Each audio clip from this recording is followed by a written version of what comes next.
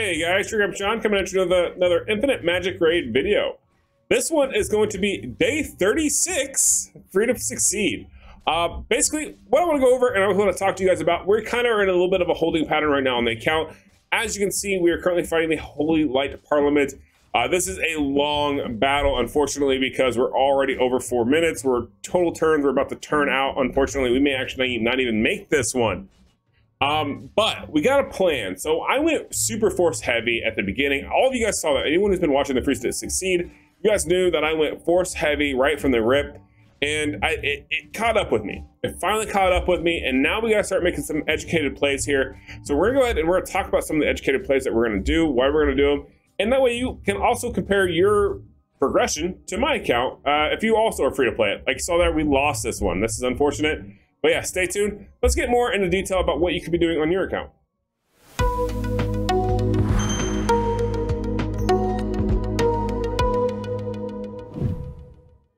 All right, so like you guys saw there, I unfortunately lost that Faction of the Abyss.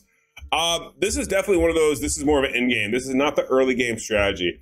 But before I go into more detail, I do want to take a moment and talk about our sponsor today. That's going to be HelloFresh. For those of you who maybe are not aware of HelloFresh, maybe you guys don't use HelloFresh, where you're located at.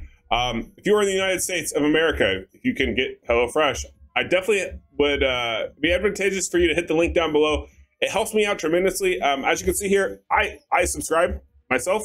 I've got over 50 recipes right here. I love it. I get it. I subscribe to it for about 2 or 3 months at a time. I cut it off after about 3 months. I take all those recipes, put them in a pile for the ones I like, and then I actually live off of those recipes for like 2 or 3 months, and then I go back on it. So definitely check it out. If you've never used HelloFresh, it's actually one of the products that I can promote on my channel and feel good about promoting because I myself utilize it. But anyways, now let's get back to our Infinite Magicraid content. And that's going to be talking about the Tower of Mark and Faction Abyss. This is definitely nothing that as a new player I should be really struggling on. And by struggling on, I mean really focusing on knocking out of the park. This is endgame.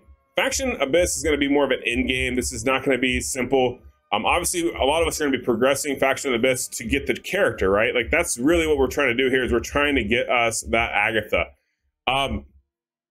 You eventually will get her. Everyone will eventually get Agatha. It's just a long game. This is the long game. The problem with this though, like you saw here, is I lost because I'm lacking DPS. I have an A5, I have a 1 Maya, and then I have Schindler as well. Now, unfortunately, this is too much support, all support, and not enough DPS, right? So I'm kind of lagging behind a little bit where I could go up, push a little bit higher if I had maybe some more DPS to go with this. But I'm going to be focusing on Holy Light Parliament because it's a blue mark and it's for Maya. What I'm really noticing on my account as of day 35 on the Free to Succeed it's the simple fact that I'm kind of lacking in general support. I have more than enough DPS. Honestly, I'm kind of regretting even using Alina here because I don't need her. I'm noticing more and more that Zaya and Margarita are more than enough DPS for me. And what I really need is 3 solid support units to go along with them. I think if I were to do it again, I would probably regress Alina and A5 Maya. To be completely transparent, I would still focus and have Alina be an E1, and I would slowly build her up. But she would be probably 2nd or 3rd priority. I would prioritize getting Maya to A5 here. Probably also prioritize getting Space to A3, and then Wim A3, I think would be the best option. And then maybe come back up here for Aline. The only reason why I really say this, guys, and point this out is because what I'm noticing is the DPS is just so extra, like so great from these 2 champions that I don't need this counterattack champion. I don't need it. I don't need that extra little DPS. It doesn't really help me. I'm not seeing noticeable gains. I actually just tested this out by running the dungeons. So for example, when I come down and I try to run any of these dungeons, I can beat these without using Alina. I don't need her for running stage 22 on these dungeons. However, when I put her in there, it doesn't go any faster. So that gives me a good indicator that she's not necessarily the most impactful. She's not a bad champion. She's not bad by any means. No stretch of the imagination that she's a bad character. I'm going to keep utilizing her. I'm probably going to leave her A5. I don't think I'm going to regress her, even though maybe I should. But what thing I am noticing is I definitely need to get Maya a little bit more HP. So she is unbelievably good at what she does. However, she needs a lot of HP to really synergize perfectly, especially because of her ultimate here where she loses HP, right? We don't want her to kill herself. We want her to keep fully healing. And obviously, all of her heals are driven by her max HP. Now, as we E3 her, right, this gets a little bit better. This gets a lot better, actually. Let's just be honest here.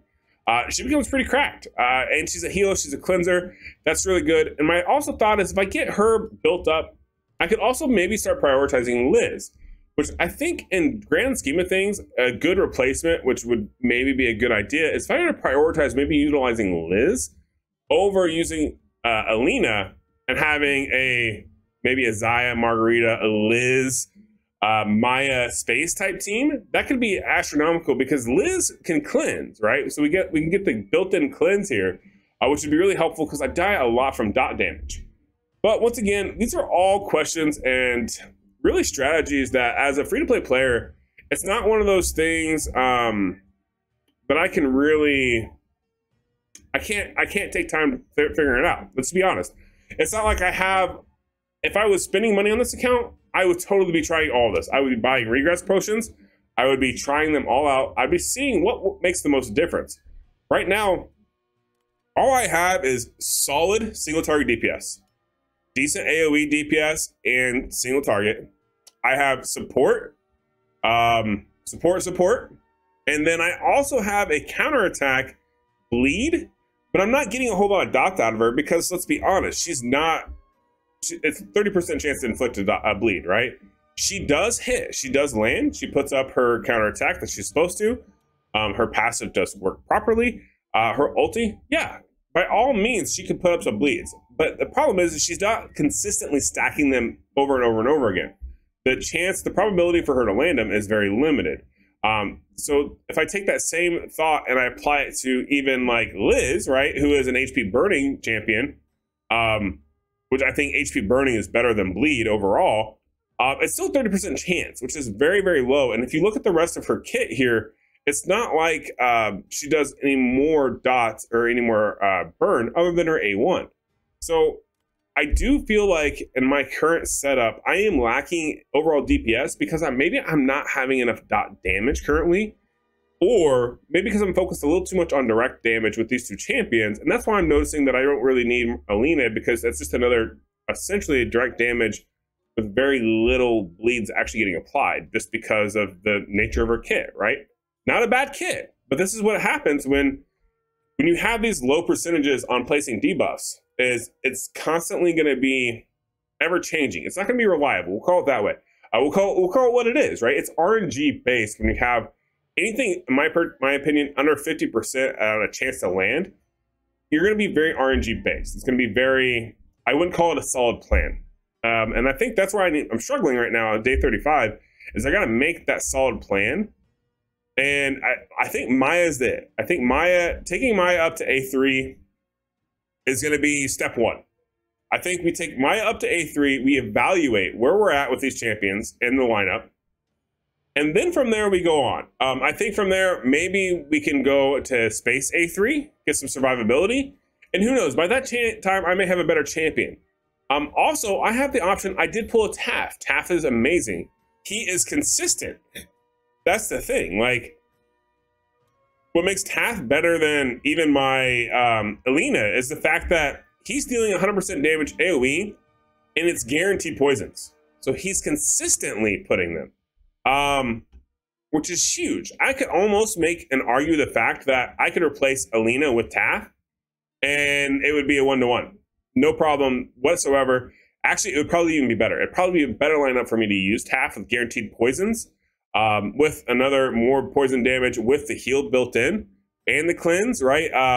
Now, how guaranteed that is, you know, but if I were to pair Taff, say with Maya, say with, who else? Even if I could get Liz, Maya, Margarita, and Zaya on a team, that'd be pretty solid, right?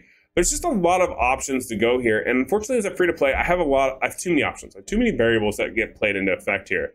But I think one variable for sure, without question, is the fact that I got to get a support unit up to I wouldn't say par with my DPS, but at least somewhere there. So I think Maya is going to be the route to go.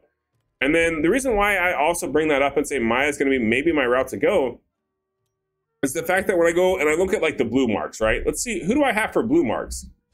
I've got a solid team here. Minus that guy, he's pretty much useless. I really should never have taken him up to 100 because he's going to be food, really. I thought he was better than what he was, but it's okay. We won't talk about it. We won't cry a little in the corner. But anyways, but right here we have a solid team. We have good DPS, amazing support. If I get her up higher, then obviously great support.